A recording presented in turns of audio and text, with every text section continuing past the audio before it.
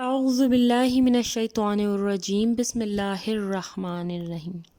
سورہ رحمان مدنی صورت ہے اور اس میں 78 آیتیں اور 3 رکوع ہیں۔ شروع اللہ کے نام سے جو بڑا مہربان اور نہایت رحم والا ہے۔ رحمان نے قرآن سکھایا۔ کہتے ہیں کہ اہل مکہ کے جواب میں ہے یہ سورہ، جو کہتے تھے کہ یہ قرآن محمد صلی اللہ علیہ وآلہ وسلم کو کوئی انسان سکھاتا ہے۔ بعض کہتے ہیں کہ ان کے اس قول کے جواب میں ہے کہ رحمان کیا ہے، قرآن سکھانے کا کیا مطلب ہے، قرآن سکھانے کا مطلب ہے اسے آسان کر دیا، یا اللہ نے اپنے پیغمبر کو سکھایا اور پیغمبر نے امت کو سکھایا۔ اس صورت میں اللہ نے اپنی بہت سی نعمتیں گنوائی ہیں، چونکہ تعلیم قرآن ان میں قدر و منزلت کے لحاظ سے سب سے نمایاں ہے، اس لیے پہلے اسی نعمت کا ذکر فرمایا ہے۔ اسی نے انسان کو پیدا کیا۔ یہاں اس بات کی وضاحت ہو جاتی ہے کہ یہ بندر یعنی انسان بندر وغیرہ اور جانوروں سے ترقی کرتے کرتے انسان نہیں بن گیا، جیسا کہ ڈارون کا فلسفہ ارتقاء ہے، بلکہ انسان کو اسی شکل و صورت میں اللہ نے پیدا فرمایا ہے، جو جانوروں سے الگ ایک مستقل مخلوق ہے۔ انسان کا لفظ بطور جنس کے لیے ہے اور اسے بولنا سکھایا۔ اس بیان سے مراد یہ ہے کہ ہر شخص نے اپنی مادری زبان بولی ہے، جو بغیر سیکھے ہر شخص بول لیتا ہے۔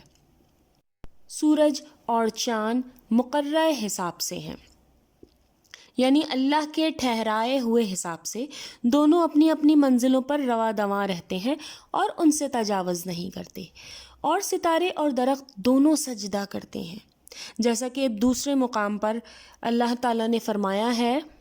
پارہ نمبر 17 میں سورہ حج کی آیت نمبر 18 میں اللہ نے بیان فرمایا ہے، کیا تو دیکھ نہیں رہا ہے کہ اللہ کے سامنے سجدے میں ہے سب آسمانوں والے، سب زمینوں والے، اور سورج، چاند، ستارے، پہاڑ، درخت اور جانور، اور بہت سے انسان بھی۔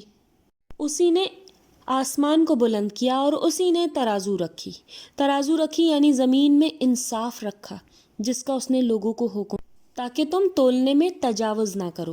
یہاں ناپ تول میں کمی بھی آپ لے سکتے ہیں اور انصاف سے تجاوز نہ کرو، اس کے معنی میں ناپ تول میں کمی بھی آئے گی، کیونکہ حضرت شعیب علیہ السلام کی پوری قوم تباہ کر دی گئی تھی محض ناپ تول کی کمی کی وجہ سے۔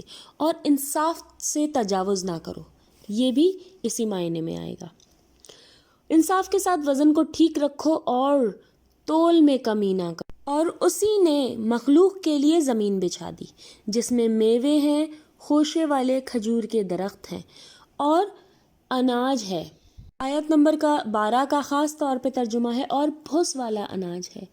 حب سے مراد ہر وہ خوراک ہے جو انسان اور جانور کھاتے ہیں، خوش ہو کر اس کا پودا بھوس بن اور جانوروں کے کھانے کے کام آتا ہے۔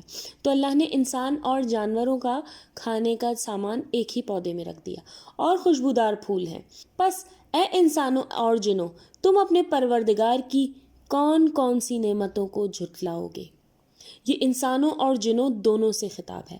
اللہ تعالیٰ اپنی نعمتیں گنوا کر ان سے پوچھ رہے ہیں۔ یہ تکرار اس شخص کی طرح ہے جو کسی پر مسلسل احسان کرے لیکن وہ اس کے احسان کا منکر ہو، جیسے کہ کہے کہ میں نے تمہارا وہ کام کیا، کیا تم انکار؟ اس نے انسان کو بجنے والی مٹی سے پیدا کیا جو ٹھیکرے کی طرح تھی، سلسال خشک مٹی جس میں آواز ہو، جیسے آگ کی پکی ہوئی مٹی جسے ٹھیکری کہتے ہیں۔ اور انسان سے مراد یہاں پہ حضرت آدم علیہ السلام ہیں، جن کا پہلے مٹی سے پتلا بنایا گیا اور پھر اللہ تعالیٰ نے اس میں روح پھونکی، اور جنات کو آگ کے شعلے سے پیدا کیا۔ اس سے مراد سب سے پہلا جن ہے، یا جن بطور جنس ہے، جیسا کہ ترجمے میں آتا ہے، جنس کے اعتبار سے ہی کیا گیا ہے ترجمہ۔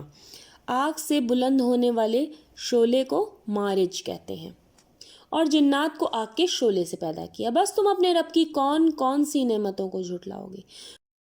السلام علیکم۔ صدق اللہ العظیم۔